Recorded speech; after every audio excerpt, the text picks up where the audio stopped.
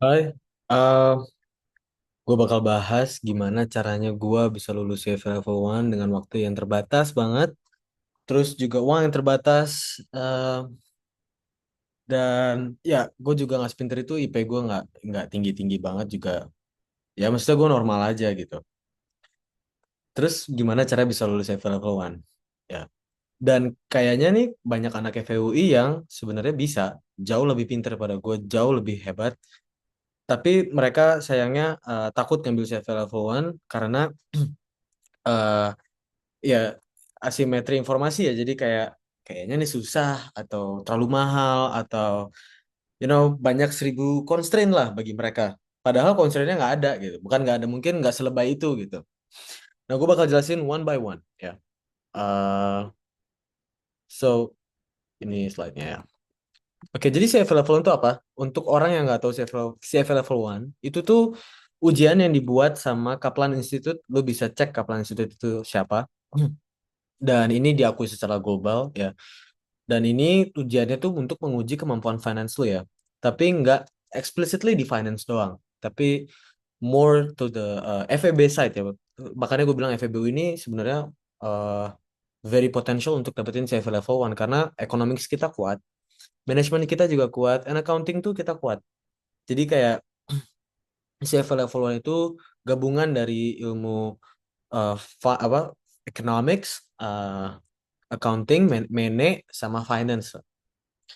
Dan ini gue saranin banget untuk manusia-manusia semester berapa ya? 5 ke atas ya.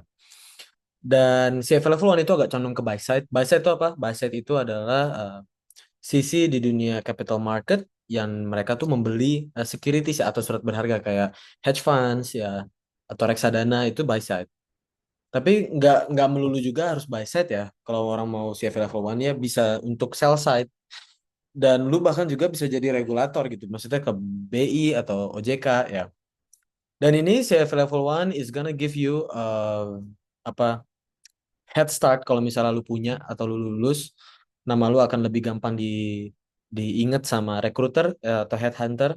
Dan especially CFA itu, yang orang yang punya CFA di Indonesia itu yang title ya, bukan level 1 ya, ini level 3, dan mereka juga udah kerja 5 tahun itu dapat titel CFA itu cuma 300-an orang. Jadi dikit banget. And dunia capital market kita, gue rasa sih ya bakal gede sih. And sekarang pun udah besar gitu. Jadi bakal banyak butuh tenaga kerja di orang-orang finance ini di Indonesia ini. Orang-orang finance-nya masih agak belum teknikal ya. Dan katanya kata banyak orang CFA level 1 itu susah. Gue jawab mitosnya enggak susah.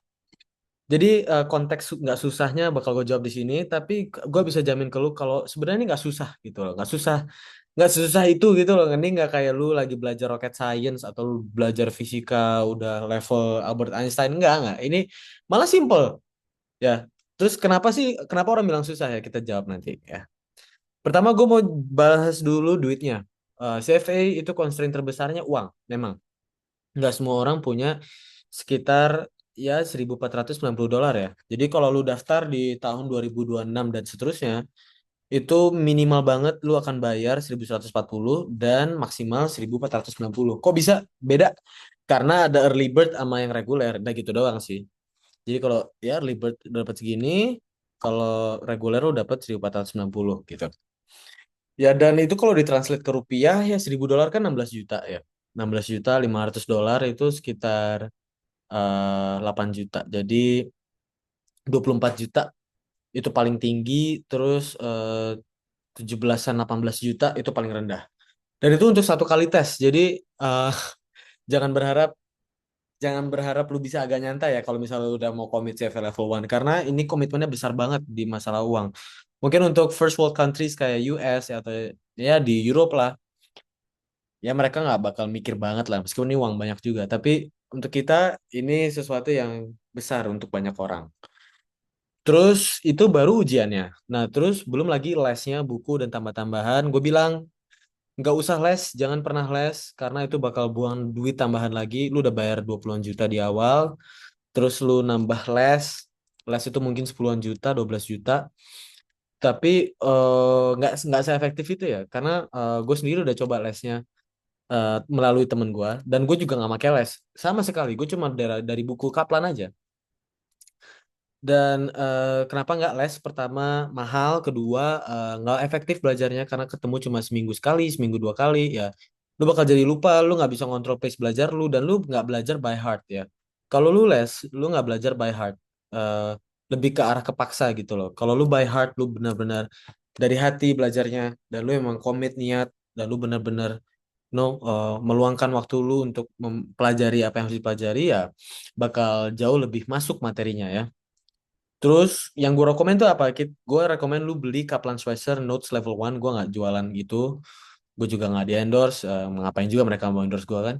Dan ini menurut gue top tier yang untuk level 1 ya. Jadi Kaplan Schweizer, dan itu tambahannya ekstra 6 juta. Ya kita sewa buku 1 tahun 6 juta. Tapi itu nggak buku doang, itu e-learning system. Jadi ada bukunya ya. Ini tuh dia punya, sebentar ya. Gue coba tulis. Jadi ini punya buku.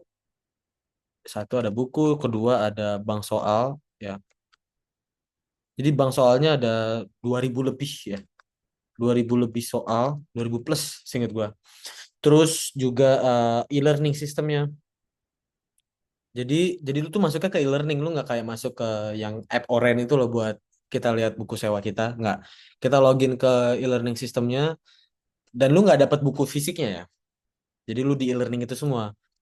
E-learning sistemnya bisa nge-track nge-track belajar lu udah sampai mana, terus kayak lu udah eh lu paling bisa di materi yang mana dan kawan-kawan. Jadi semuanya yang ngatur tuh e-learningnya gitu. Dia juga ngasih, lu juga bisa setting lu mau belajar jam jam berapa, hari apa, lu mau liburnya kapan gitu. Liburnya seminggu sekali, seminggu dua kali, hari apa. Jadi lebih lebih terkontrol belajar lu, dan lu nggak perlu ribet-ribet apa sendiri buat apa namanya ngecek kemampuan lu udah sampai mana gitu. Nggak, itu nggak susah ya. Apalagi kita juga sambil kuliah kan konteksnya. Terus keempat ini video, ya video pembahasan. Jadi bukunya itu nggak sekedar teks doang. Kalau lu nggak ngerti baca teksnya, lu bisa scroll ke bawah, terus oh ada videonya, dan videonya ngejelasin semuanya lengkap gitu. Beserta subtitles loh.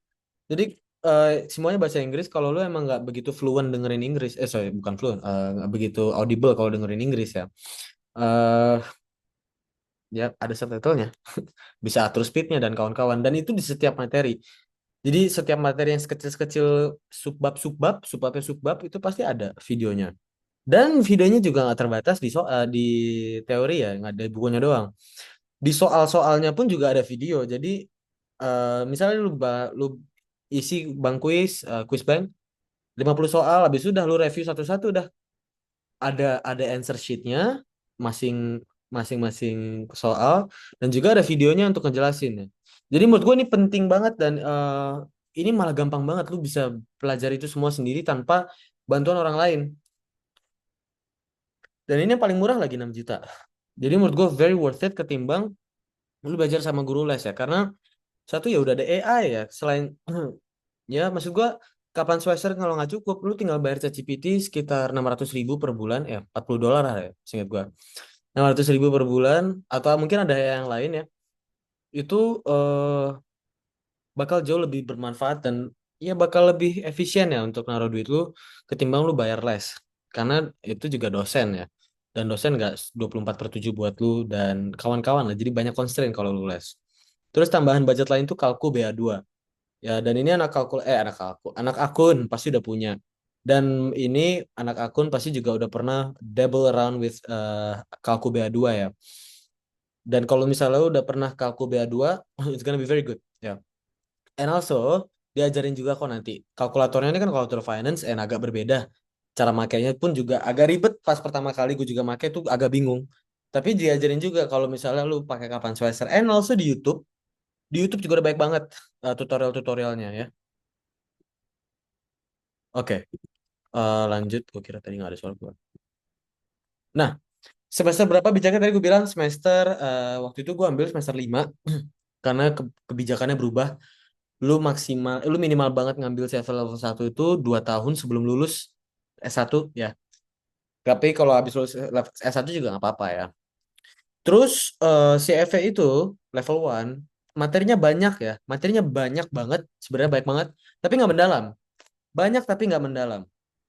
Maksudnya nggak begitu nguji teorinya atau terlalu masuk ke teori-teori ke dalamnya. Misalnya kalau lu belajar mikro, lu ke Marshall Newman functionnya nggak sampai situ. Mentok-mentok tuh PE 2, eh, ekonomi ya semester 3 lah. Terus kalau akuntansi pun nggak nyampe yang pencatatan-pencatatan yang aneh-aneh gitu, pengakuan-pengakuan yang aneh-aneh, nggak. Lebih ke ya sudah yang normal-normalnya aja ya. Mentok-mentok tuh semester 3. Jadi ilmu, kalau gue bisa bilang tuh ilmu FEB digabungin semua semester 1 sampai 3. That's it gitu. Pokoknya pasti P1, P2, PA, PA, PA, AK, AB itu keluar. eh, Pengantar manajemen, pengantar bisnis semuanya keluar. Semuanya keluar. Tapi ingat, ini jangan langsung jiper. Ini tuh ngujinya bukan di hafalan, tapi ngujinya di kemampuan lu belajar, lu ngerti ini apa enggak gitu. Dan yang bikin soal pun juga tahu nggak mungkin kita ngafalin itu semua ya. Pasti pasti nggak ada yang lulus kalau kita ngafalin itu semua ya. Lebih ke ya kita pernah ya kita diuji konsep dasarnya, dan paling gampang untuk nge-tackle hal ini tuh through latihan soal ya. Terus belum gue lanjut lagi, ini gue ngasih tahu dulu ujiannya 2 sesi. Satu sesinya 22 jam 15 menit, jadi lo akan ujian sekitar 4 jam 30 menit. Dan 180 soal ya dibagi 90-90, dan pilgannya cuma ABC. Jadi semua pilgan ABC, lo nggak usah, nggak ada esai, nggak ada apa-apa. Dan semua questions itu equally weighted ya. And there is no penalty untuk incorrect answers. Jadi harus diisi ya, jangan nggak diisi. Oke. Terus ini silabusnya. Nah, gue akan mulai satu-satu ya. Cara gue belajar waktu itu gimana. Jadi ini pun gue juga ikut best practice orang-orang atasan-atasan gue yang dulu, atasan apa namanya, pendahulu-pendahulu lah, yang udah lulus ya level 1 gitu. Mereka ngapain? Jadi lu nggak mulai dari ethical ya. Ini ethics lu ntar dulu. Lu mulai dari kuantitatif. Ini pertama lu ya. Quantitative methods itu bahkan quantitative methods ini statek ya. Ini statek.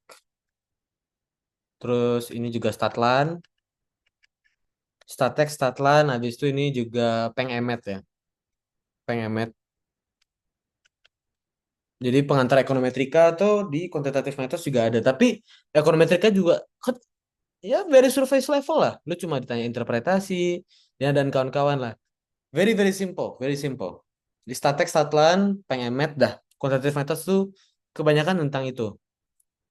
Dan nggak berarti, bukan berarti statek, statlan, pengemet lu udah ngerti, udah gak usah belajar ini, enggak ya.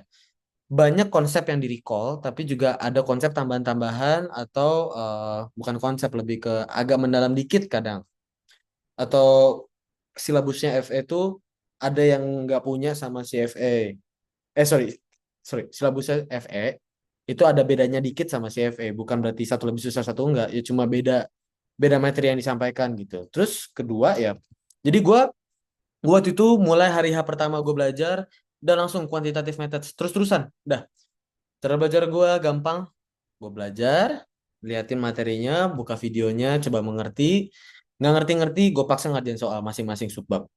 Kerjaan soal, dan itu bakal wajar banget ya kalau lu dapat nilai cuma berapa, 30 20 sekali ngerjain soal. Karena nggak apa-apa, karena emang begitu. It's a very humbling experience, nggak apa-apa. Tapi semua orang pasti gitu yang belajar CFA ya. Jadi quantitative methods dari awal sampai akhir deh, jangan dicampur-campur. Nah, itu aja, itu aja. Karena si Kaplan Schweizer juga nyaranin hal yang sama. Terus kedua, economics. Economics itu ada dari PS1 ya, PS1, PE 2 ya. Habis itu ini juga ada Ek-Inter ya, Ek-Inter, ekonomi internasional, terus ada Ekmon ya.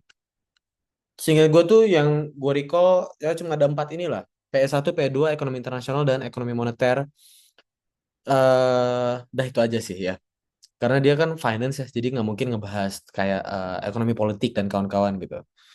PS1, PS2, Ekinter, Ekmon ini, dan kebanyakan tuh bakal lebih banyak di PS1, PS2 konsep-konsepnya. Tapi ya gitu aja sih. lihat exam weight-nya. Ini 6 sampai 9%, 6 sampai 9%. Meskipun exam weight-nya kecil, ini tetap penting banget ya. Terus kalau financial statement analysis ini ya lu dari PA1 ya. Habis itu ke PA1, PA, AK, ya AB. Ya, accounting pas semester 3 semuanya ada di sini ya. Terus ada SPPO juga. Setahu gue tuh SPPO juga. Kalau nggak salah ya, SPPO apa? Bukan materinya. Ya di mana lu harus nge-forecast sesuatu gitu. Dan ini sebenarnya simple ya. Ini juga ini ada MK juga ya. Sorry, belum MK tuh di sini. Ini MK. Ini MK juga. Oke, jadi financial statement analysis ya beruntung ya buat anak akuntansi yang 11 sampai 14% itu yang malah lu yang udah pernah. Tapi ini yang paling tricky guys. Jadi anak belum paling bukan paling tricky ya, paling banyak hafalannya. Paling banyak hafalan, hafalan semua isinya. Jadi harus agak locked in nih belajar FSA. Gue waktu itu ya quantitative economics, FSA-nya gue lewatin. Jadi gue langsung ke corporate issuers, tapi itu nggak dicontoh ya. Ya terserah kalian sih. Tapi gue selalu saranin untuk chronological belajarnya. Dan ini gue ingetin lagi hafalannya ini banyak banget hafalannya. eh Ngitung-ngitung sih nggak begitu banyak dan simple ya. Tapi hafalannya tuh gue nggak bohong banyak banget. Ini yang paling bikin gue kesel sih waktu itu. Karena kadang gue udah belajarin sampai habis, yang di awal-awal lupa. Gue belajar yang awal, yang di akhir lupa gitu. Jadi nge-tackle ini ya cuma ya latsol ya, latsol. Latsol tuh harus kenceng banget di sini. Ya semuanya harus kenceng, tapi yang nomor 3 nih, financial statement analysis nih, lu harus makin kenceng belajar latsolnya. Ini sempat corporate issuers ini easy, menurut gue paling gampang. Eh, karena ini semua konsep-konsep kayak Pengbis ya, kayak apa itu limited liability, terus kayak lu ngitung dilution ya, dan itu konsepnya nggak susah-susah banget sih. Ini untuk anak-anak FEB UI menurut gue sih normal-normal aja. Ini jadi ada MK ya, ada Pengbis di sini, ada Pengbis, terus ada pengantar manajemen juga, bukan pengantar manajemen ya. Ya itulah pengantar apa gitu, yang manajemen something gitu, pokoknya dibahas tentang gaya kepemimpinan dan kawan-kawan itu juga ada di corporate issuers ya. Tapi ya ini 6 sampai 9%. Jangan diremehin ya, ini tetap lu yang penting latsol lagi, latsol ini juga nih, latsol latsol ya, latsol udah semuanya sih sebenarnya latsol ya. Terus kalau equity investments ini bakal ini MK, terus ada juga IPM di sini ya, IPM juga IPM. IPM itu investasi pasar modal. Ini anak akuntansi lagi. IPM itu anak akuntansi, anak akuntansi. Jadi equity itu bakal banyak ngebahas tentang DCF, bakal banyak bahas tentang relative valuations ya. Ya intinya how do you derive a value out of a company gitu. Dan juga mungkin selain itu juga lu belajar tentang, seingat gua itu, bentar-bentar. Ya ngitung macam-macam equity ya, kayak misalnya common stock, habis itu ada preferred shares ya, pendanaan-pendanaan lu belajar WACC juga di sini, atau weighted average cost of capital ya, itu masih ke MK juga ya. Jadi nothing new sebenarnya. Equity investments untuk anak FEB UI ya, apalagi akun ini eh konsepnya nggak sesusah itu. 6 fixed income, ini baru, ini konsep baru, hati-hati. Fixed income itu di FE itu jarang banget orang yang belajar. Kita selain anak akun jarang. Dan ini fixed income yang di IPM pun juga menurut gue belum nge-cover 100% ya. Jadi fixed income itu adalah bonds ya, surat hutang. Bukan bond, sorry, surat hutang. Dan teorinya sebenarnya sama ya. Jadi lu gimana caranya dapetin fair value dari surat, bukan fair value, atau lu harus bayar berapa di hari H untuk di hari H lu beli untuk beli bondsnya ya. Dan lu dapat yieldnya berapa, dan teorinya tuh macem-macem. Tapi sebenarnya gini, fixed income itu baru emang ini bikin jiper, ini paling bikin jiper. Tapi ternyata kalau lu pelajarin, kayak lama-lama, iya. Jadi menurut gua lu agak ngebut ya dari financial statement analysis selesai, corporate issuers, equity investments lu ngebut. menurut gue tuh lu nggak usah try hard banget. Yang penting soalnya lancar terus ya. Belajarnya sih menurut gue untuk anak FEBUI nggak begitu susah. Nah, fixed income nih yang bakal bikin repot ya 11% sampai 14%. Ini bakal bikin repot banget, teori-teorinya banyak yang baru, tapi nggak apa-apa, lu bisa cicil ulang, cicil ulang, cicil ulang. And ya, itu sih, gitu aja. Nah, terus ketujuh, ya, derivatives ini larinya ke IPM. Jadi gue nggak tahu ada lanjutannya IPM apa enggak ya, tapi IPM itu nge-cover derivatif investasi pasar modal. Ini anak akun lagi. Nah, derivatives itu susah. Gue akuin ini susah. Bukan karena hafalannya banyak, karena konsepnya yang baru, dan konsepnya juga susah. Susah. Susah, meskipun baru, bukan berarti, oh baru kita pelajari bisa. Enggak. Jadi kalau lu derivatif itu baru, terus pelajari, pelajari, pelajari, wah susah banget. Pelajari, pelajari, masih susah. Pelajari, pelajari, pelajari, sampai lu ngerti. Karena banyak banget derivatives tuh gabungan-gabungannya ya ilmunya ya. Misalnya kayak options lu bisa ada call options, ada put options, lu bisa nge-long short call options, bisa nge-long short put options. Habis itu lu bisa bikin strategi dari long short call dan put itu. Bisa bikin caller, bisa bikin ini, bisa bikin itu. Terus belum lagi swaps, futures, forwards ya. Itu susah ya. Terus lu nge ini apa namanya? Apa namanya Matkeo Matkeo ini Matkeo juga nih jadi ini nggak ada jadi Matkeo juga ngebahas derivatif sedikit ya tapi ya kalau lu pernah ngambil Matkeo ya bersyukurlah lu nggak lu ini Matkeo itu bukan berarti lu bisa tapi Matkeo itu ya lu pernah denger lah konsepnya lanjut ke derivatives derivatives itu ya tadi ya eh, harus banyak hati-hati harus banyak belajar dan lu harus banyak banget latihan soal meskipun cuma 5 sampai 8% ini juga penting ya Latso. Ya. Ini very very important. Derivatives itu very very important. Meskipun di market Indonesia jarang sekali derivatives ya. Tapi tetap ini bikin lu lulus ujian ya. Tapi derivatives itu jangan terlalu apa ya, jangan terlalu fokus di situ. Ya pokoknya kalau udah mentok banget, lu loncat aja nggak apa-apa ke alternative investments. Nah ini udah asset lah. Maksudnya lu mau dari manapun juga belajar alternative investments ini nggak nggak susah lah bagi lu. Karena ini hafalan-hafalan. Ya kayak hitung-hitungan eh, struktur fee hedge fund, struktur fee VC ya, atau PE. Analisnya dapat berapa persen atau hedge fundnya harus bayar berapa juta dolar. Kayak gitu-gitulah. Jadi kayak teori-teori simple alternative investment tuh ya pokoknya berinvestasi di luar yang wajar lah. Equity dan bonds. Kripto juga termasuk alternative investment dan kripto juga dimasukin di alternative investment dari tahun gue 2024. Dan last but not least, belum. Ini sebelum terakhir adalah portfolio management. Ini hati-hati karena ini cabangnya dari sini nih. Dan ini equity investment ya. Cabangnya dari equity dan fixed income ya. Ilmunya digabung jadi portfolio management. Karena kan kita beli equity, beli saham, dan kita beli bonds itu dimasukin di portfolionya. Dan kita mempelajari bagaimana untuk mengatur portfolio ya.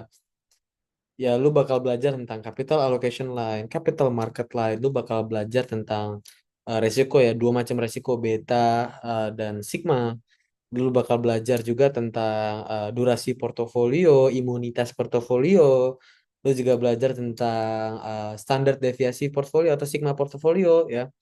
Bagaimana kita bisa optimize standar deviasi portofolio dan 1.000 banyak macam teori-teori portofolio management. Jadi tapi ini nothing new ya.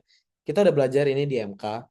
eh ya menurut gua sih yang emang nomor 7 8 9 6 6 7 8 9 ini bakal bakal baru banget buat anak FEB menurut gua. Tapi asal lu 1 sampai 5-nya bisa, 6 7 8 9-nya atau cepet lah ngerjainnya 6 7 8 9-nya lu bisa. Makanya gue bilang 3 bulan karena this is not a sprint. Dan gue harus kasih tahu kalau lu emang nggak bisa di mana, misalnya lu nggak bisa di derivatives gitu. Lu nggak bisa di salah satu dari ini, lalu cook. Nah, lu nggak mungkin lulus. Kalau misalnya kayak yang lain, ini kuantitatif nilainya 80, economics 80, FSA 80, corporate issuers 80, tapi fixed income lu tiba-tiba 50, lu nggak lulus. Terus yang derivatif 100 gitu atau apa gitu ya. Jadi CFA itu harus harus apa ya? Nilai lu tuh harus gini lah ya. Kalau sebisa mungkin tuh minimum variance lah. Nilai lu tuh harus nggak jauh-jauh dari rata-rata lu masing-masing, rata-rata semuanya. Mereka soalnya ngitungnya tuh dari masing-masing topik lu dapat berapa gitu. Kalau misalnya nilai lu tuh gini, terus gini gitu. Rata-rata lu di mana kan bingung juga ya. Jadi variance-nya nggak boleh tinggi ya. Jadi 1 sampai 9 plus satu lagi ethics itu harus rata, kalau bisa serata mungkin nilainya. Dan kalau bisa di atas 80. Jadi lu you don't shoot for 90 ke atas ya. Ya kalau bisa 90 ke atas ya why not. Tapi realistically talking lu shooting for 80 sampai 85 per topik. Dan itu kalau lu di atas 85 lu pasti lulus, 80 sampai 85 kemungkinan besar lulus, di bawah 80 lu deg-degan. Jadi harus bisa masing-masing topik. Mau nggak mau. Kayak lu bilang, aduh gue nggak bisa derivatif, sudah gue nyerah di derivatif, nggak bisa. Ini bukan UTS UAS FE ya, yang dimana lu bisa kencangin di yang lain, hancurin di yang lain, nggak bisa. Nggak, insentifnya nggak ada ya. Jadi eh itu nusa dari gue. Terus lanjut lagi, strateginya gue yang gue lakuin adalah gue full commit dari awal. Ya, 36 juta bagi gue uang yang banyak. Dan itu kalau 36 juta itu hilang benar-benar gue bisa mati tuh. Karena ya that's all the money I have left untuk ini.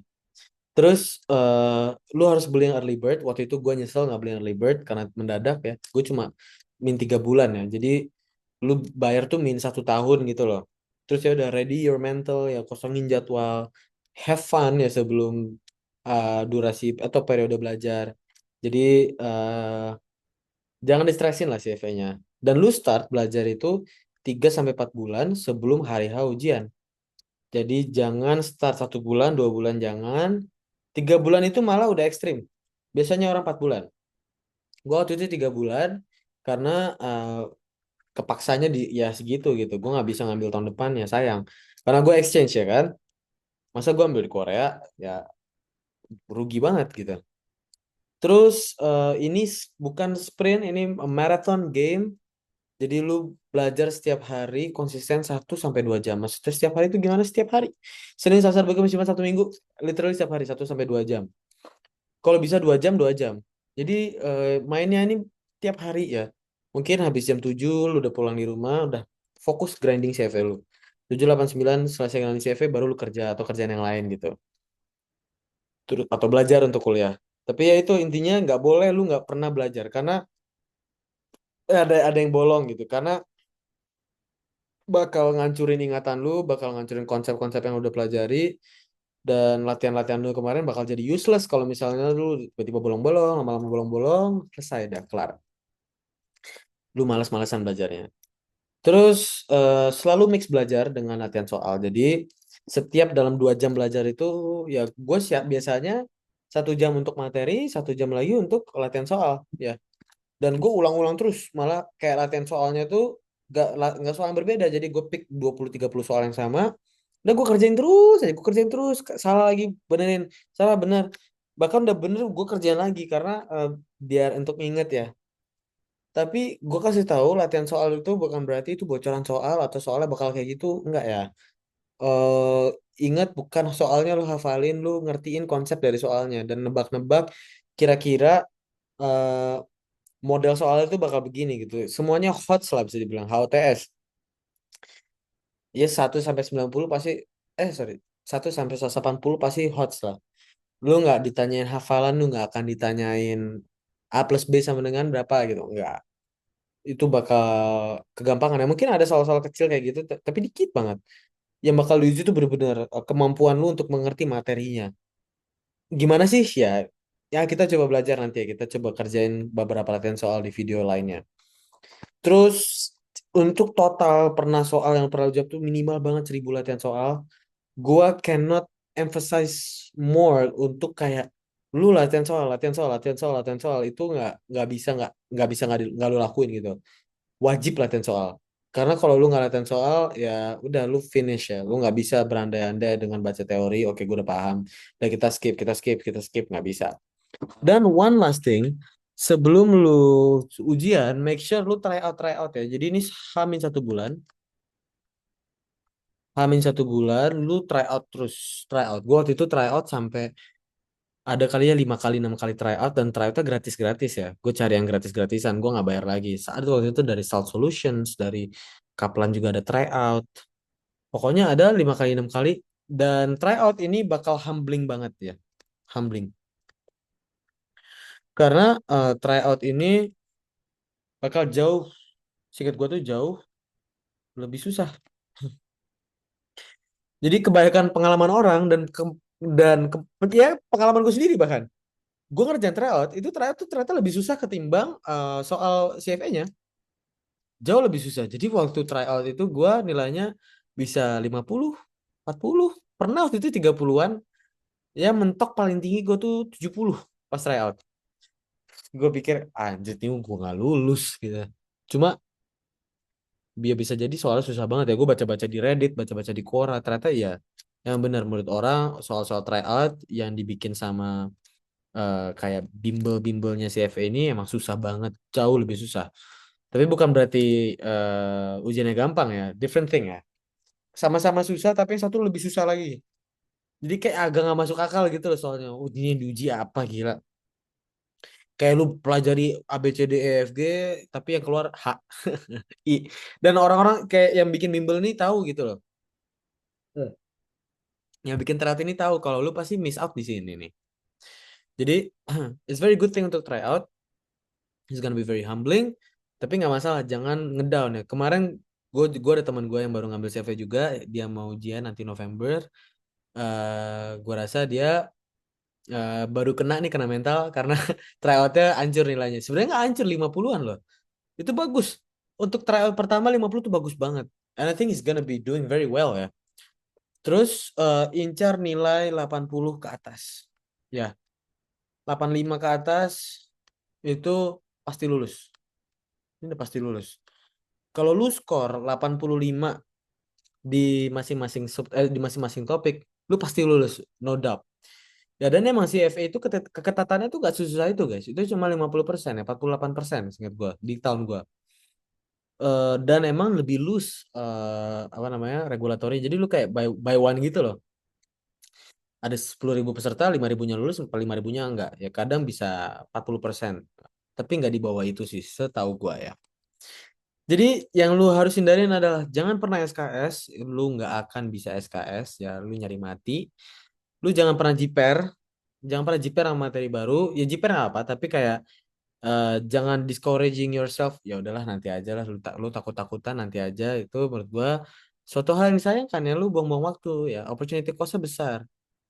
Dan itu juga ada AI tadi gue bilang ada AI yang bisa bantuin lu ada video dan kawan-kawan lu punya gua ya lu bisa WA gua atau bisa DM bisa you can contact me through anything pasti gue jawab kok.